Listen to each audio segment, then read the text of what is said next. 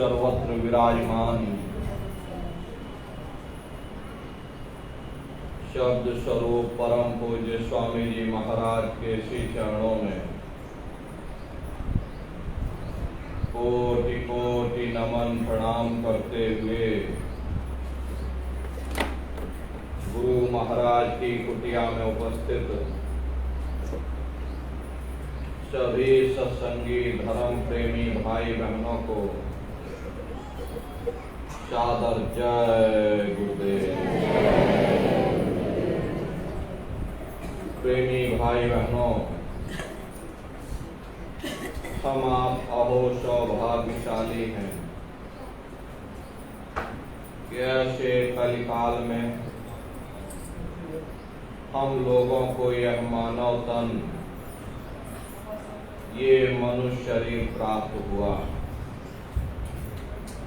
मनुष्य शरीर पाने का जो हमारा मूल उद्देश्य है, आज के समय और आज की परिस्थितियों को देखते हुए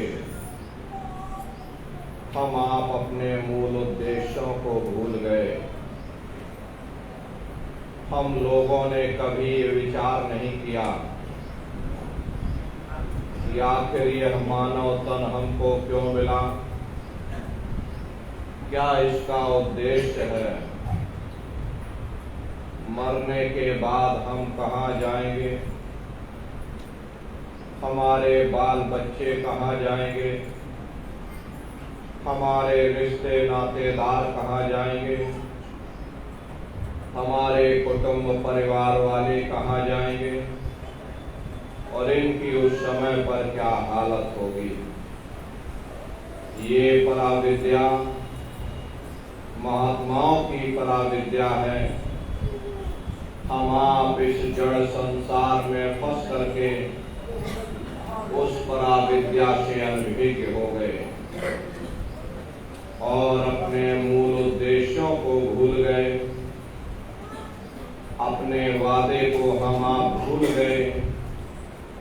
वो वादा जो हमने आपने माँ के गर्भ में किया था, जब माँ के गर्भ में हम आप उल्टे लटके हुए थे, उस समय परमात्मा से वादा किया कि हे परमात्मा, इस बार हमको मानव तन दे दो, हम भजन करेंगे, भक्ति करेंगे, अपनी जीवात्मा का कल्याण करेंगे। लेकिन मानव तन मिलने के बाद में ना आपने भजन किया, ना भक्ति की, बस माया की छाया में फंस करके इस मिथ्या जगत को अपना मान करके हम आप इसी में गोता खा रहे। अरे नर नारियों, बड़े बड़े राजे महाराजे आए, सारी जिंदगी उन्होंने किला बनाते बनाते गुजार दिया।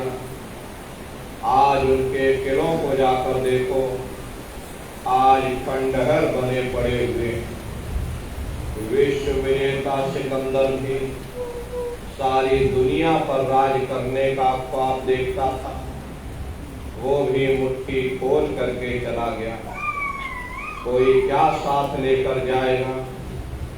जो चीज तुम्हारे साथ में जाने वाली वह केवल परमात्मा की भक्ति है, सुरत शब्द नाम की कमाई है। इसलिए घाट पर बैठ करके नित्य सुरत शब्द नाम की कमाई करिए, यही दौलत तुम्हारे साथ जाएगी। शब्द को पकड़ करके ये जीवात्माएं ऊपर से नीचे उतारी गई, शब्द को ही पकड़कर ये जीवात्माएं अपने देश यानी सचखंड में वापस पहुंचेंगी। प्रेमी भाई बहनों, हम आप ऊपर से नीचे कैसे उतारे गए, जरा संक्षिप्त में आप लोग समझ लीजिए। पहले यहाँ कुछ नहीं था, न ये जमीन थी, न आसमान थे, न हम थे, न आप थे, न देवी थे, न देवता थे, न ईश्वर थे, न ब्रह्म थे, न पार ब्रह्म थे। पहले कुछ नहीं, पहले एक अनीय नामा अभिसच्चिदानंद प्रभु धामा।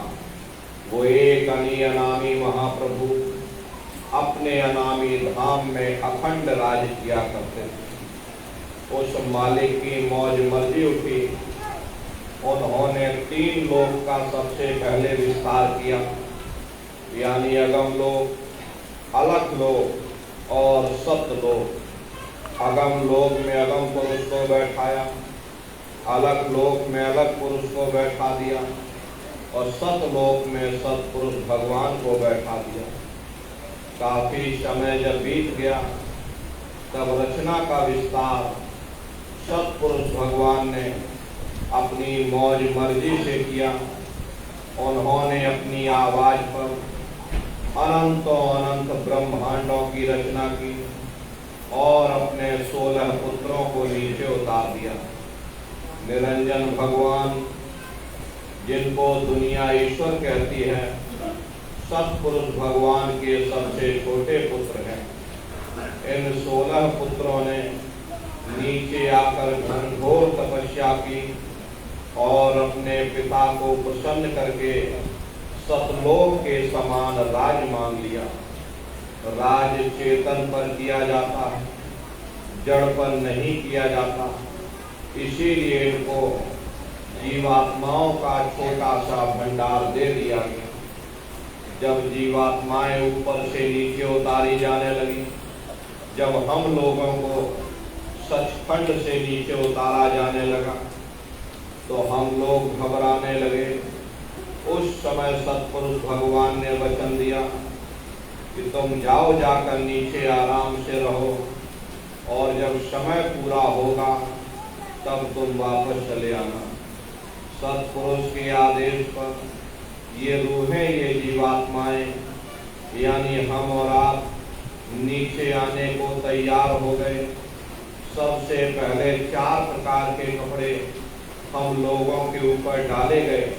कारण, सूक्ष्म, लिंग और स्थूल 4 प्रकार के कपड़े पहना करके, शब्द को पकड़ा करके परत दर परत, मंडल बाई मंडल जीवात्माओं को नीचे उतारते चले गए।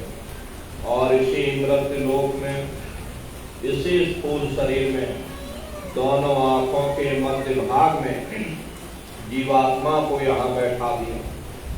जब जीवात्मा ऊपर से नीचे आई, जब हमको आपको नीचे से ऊपर, प्रेमी भाई बहनों, हम लोग इस संसार में मृत्यु लोक में आ गए। उस समय पर सतयुग का समय था। सतयुग योगी सब विज्ञानी कार्य हर ध्यान करें भव प्राणी। उस समय सब ज्ञानी और विज्ञानी थे। सबकी आंख कान खुली हुई, रोज मालिक का दर्शन करते थे, रोज आते और रोज जाते थे। और जब समय पूरा हो जाता था, ये जीवात्माएं अपने देश यानी सचखंड में वापस चली जाती थी, फिर कभी लौट करके यहाँ नहीं आती। ऐसे न जाने कितनी जीवात्माएं वापस चली गई। तब काल भगवान ने, यानी निरंजन भगवान ने विचार दिया कि हमने इतनी मेहनत करके जीवात्माओं का छोटा सा भंडार मांग लिया। अगर ये जीवात्माएं ऐसे ही अपने देश वापस चली जाएंगी तो फिर हम राज किस पर करेंगे, मेरा राज्य खाली हो जाएगा। तो उन्होंने बड़ी होशियारी के साथ जीवात्माओं को यहाँ पर फंसाने के लिए कर्मों का विधान बना दिया। अपने देश के कर्मों का कानून बना दिया कि भाई ये शुभ कर्म है, ये अशुभ कर्म है, ये पुण्य है, ये पाप है। और हम जीवात्माओं को सुना दिया गया कि काल रूप में तिनकर भाता, शुभ अशुभ कर्म फल दाता। यानी मैं काल रूप हूँ, शुभ अशुभ कर्मों का मैं फल लूंगा। यानी कर्म करने की स्वतंत्रता हमको आपको दे दी गई और फल देने का अधिकार इन्होंने अपने हाथों में रख दिया। धीरे धीरे ये जीवात्माएं कर्मों की बेड़ियों में जकड़ती चली गई। जिस नाम की डोरी को पकड़ करके ये जीवात्माएं नीचे आई थी, वो नाम की डोरी, वो शब्द की डोरी हाथ से छूट गई। तब से लेके आज तक न जाने कितने युग और कल्प बीत गए, हम लोग यहीं पर धक्का खा रहे हैं। अगर वो नाम की डोरी हाथ में आ जावे, शब्द की डोरी हाथ में आ जाए, तो शब्द कर्म की रेख कटावे, शब्द शब्द में जाए मिलावे। शब्द वो सावन है जो तुम्हारे कर्मों को साफ कर देगा और तुम्हें शब्द दर शब्द, मंजिल दर मंजिल अपने घर वापस पहुंचा देगा। तो प्रेमी भाई बहनों, ये सूरत शब्द नाम की कमाई है। शब्द को पकड़कर ये जीवात्माएं ऊपर से नीचे आई, तो शब्द को ही पकड़ करके ये जीवात्माएं अपने देश यानी सचखंड में वापस पहुंचेंगी। ये सूरत शब्द का भेद सबसे पहले कबीर साहब आए, उन्होंने इस भेद को जारी किया।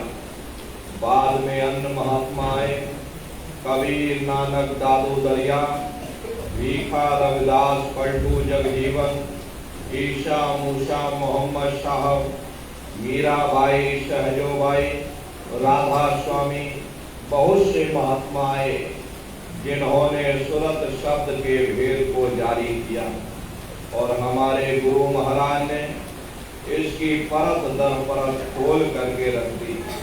प्रेमी भाई बहनों, सूरत शब्द नाम की कमाई करना, सब जतन दूर अब धरना, कोई दूसरा उपाय करने की जरूरत नहीं। एक ही उपाय करो, केवल अपनी सूरत को शब्द के साथ जोड़ दो। प्रेमी भाई बहनों, इसके लिए महात्माओं ने 3 साधन बताए। पहला है सुमरन, दूसरा है ध्यान और तीसरा है भजन। सुमरन कहते हैं उस मालिक को याद करना, ध्यान कहते हैं दृष्टि को एकाग्र करना, और भजन कहते हैं कान में उंगली डाल करके उस शब्द को सुनना, उस नाम को सुनना, उस आवाज को सुनना जो मालिक के घर से आवाज आ रही है। तो कैसे आप लोग सुमरन करोगे, कैसे आप लोग ध्यान करोगे और कैसे आप लोग भजन करोगे, अच्छी तरह से समझ लीजिएगा और घर पर बैठ करके आप सभी लोग करिएगा। तो सबसे पहले सुमरन कैसे किया जाएगा? सुमरन करने के लिए एक माला आप लोग ले लेना। ये देखो प्रेमी भाई बहनों, 108 दाने की माला है।